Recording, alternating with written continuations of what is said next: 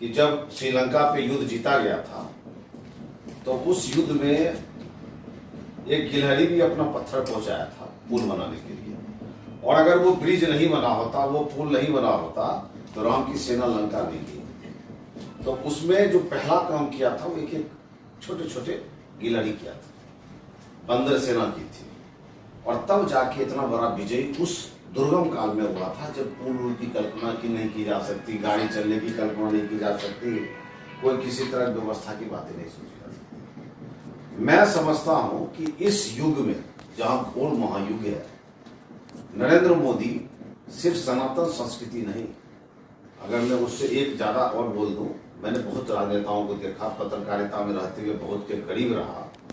नरेंद्र मोदी जी सनातन संस्कृति नहीं, मानव के कलयुग के प्रभु तो नहीं कह सकते हम, इंसान कभी प्रभु नहीं बन सकता, लेकिन कहीं न कहीं देव का भेजा हुआ वो रूप है जो सनातन संस्कृति की रक्षा के साथ साथ विकास की कड़ी को जबरदस्त रूप से मजबूत किया है। और यही कारण है कि हम आज भारतीय जनता पार्टी के सशक्त सिपाही के रूप में यहाँ खड़े हैं, अडिग हैं, और जैसे हो सकता है नरेंद्र मोदी के अभियान को आगे बढ़ाने के लिए समाज में टक्कर लेने को तैयार है।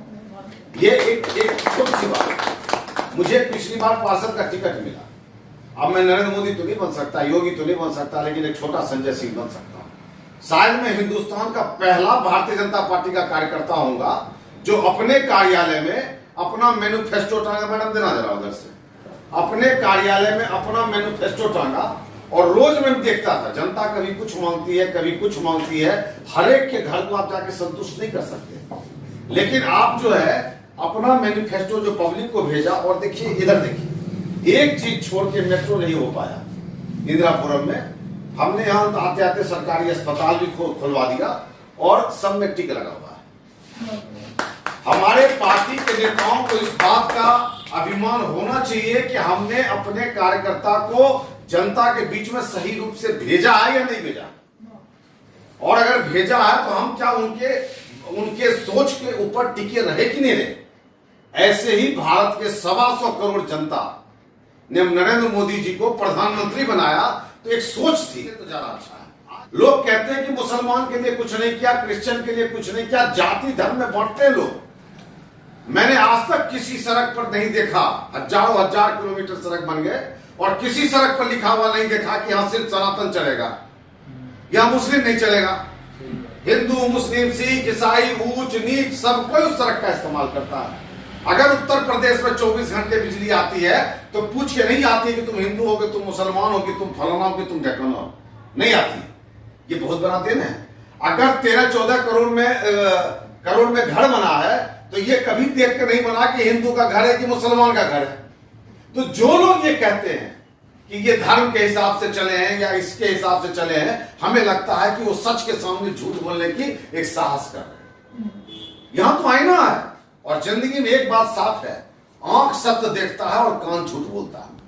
और सबसे बड़ी बात बता दूं, प्रभु ने भी भाजपा कार्यकर्ता को और मोदी सरकार को, योगी सरकार को और पार्षदों को, नगर निगम को परिचय कराने का एक मौका दुख के रूप में दिया, और जिसको एक एक कार्यकर्ता ने, अरे मोदी जी से लेकर और एक छोटा कार्यकर्ता तक सब मैदान में था। कोरोना काल में मौत घरों के सामने तांडव कर रही थी, लोग दरवाजा खिड़की बंद करके थे, और कोई झुठला नहीं सकता कि भाजपा कार्यकर्ता उसके दरवाजे पर मौत से लड़ने को तैयार था कि नहीं था।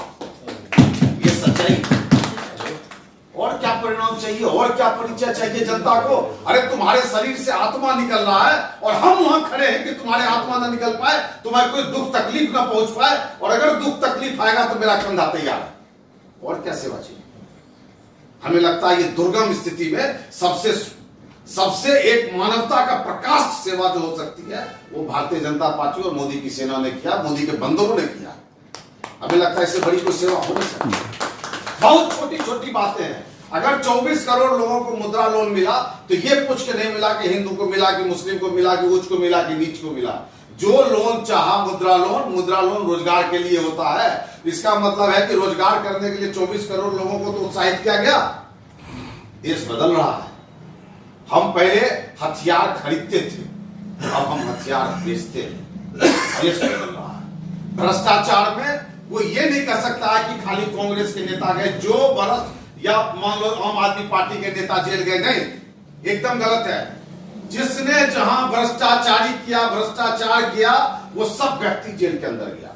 जेल में भ्रष्टाचारी गया, जेल में किसी पार्टी का नेता नहीं गया। अगर 100 नगर निगम के अंदर, वार्ड के अंदर सीट है और भारतीय जनता पार्टी 100 को टिकट देगी, तो तय मान के चलिए बहुत ज्यादा जहां अंधापन होगा, जहां बहुत ज्यादा धर्मांध विश्वासी लोग रहते होंगे, जहां बहुत ज्यादा तुष्टिकरण के लोग रहते होंगे, अगर वहां 8-10 सीट छोड़ दिया जाए तो 90 सीट भारतीय जनता पार्टी के झोली में जाएगा, किसी कीमत पर जाएगा।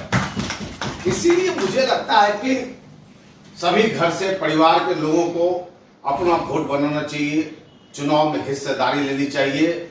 जिस प्रकार मोदी ने गिन गिन के 150 करोड़ लोगों को वैक्सीन देने का काम पूरे विश्व में किया, उसी तरह 150 करोड़ लोगों में से कम 100 करोड़ लोगों को अपना मतदान पत्र बना के, मतदाता में अपना नाम डलवा के, देशभक्त सिपाही का एक छोटा सा कार्य करके, गिलहरी प्रयास करके, और उसी मर्यादा मजबूती के साथ वोट देना चाहिए।